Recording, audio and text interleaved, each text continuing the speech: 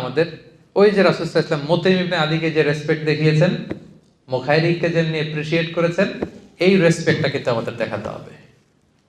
কথা কি ক্লিয়ার? তাহলে এক পাল্লায় মাপা যাবে না।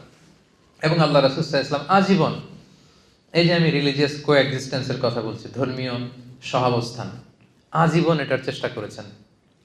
কেউ প্রমাণ করতে পারবে না যে রাসূল সাল্লাল্লাহু আলাইহি ওয়াসাল্লাম প্রথমে বিরোধে জড়াতে চেয়েছেন, প্রথমে যুদ্ধ করতে চেয়েছেন, কখনো না। সাহাবারা এক পক্ষে, রাসূল সাল্লাল্লাহু আলাইহি ওয়াসাল্লাম এক আরেক পক্ষে। সব সাহাবারা বলে, ইয়া রাসূলুল্লাহ, আমাদের দেহের এক ফোঁটা রক্ত থাকতে উমরা না করে আমরা ফিরবো না। আমাদের তলোয়ার দরকার নেই, আমাদের হাতের লাঠি দিয়ে আমরা এদের সাথে যুদ্ধ করবো। রাসূল সাল্লাল্লাহু আলাইহি ওয়াসাল্লাম বললেন, না, পিস ট্রিটি করো, পিস এগ্রিমেন্ট, হুদায়বিয়ার সন্ধি। আল্লাহ তাআলা এটাকেই ফাতহুন মুবিন বলেছেন, ইন্না ফাতাহনা লাকা ফাতহাম মুবিনা। রাসূল সাল্লাল্লাহু আলাইহি ওয়াসাল্লাম অনেক ভিশনারি ছিলেন এবং ঠিকই এটা প্রকৃত বিজয় হিসেবে ইসলামের জন্য এসেছে। তাহলে দেখেন, এই যে পিস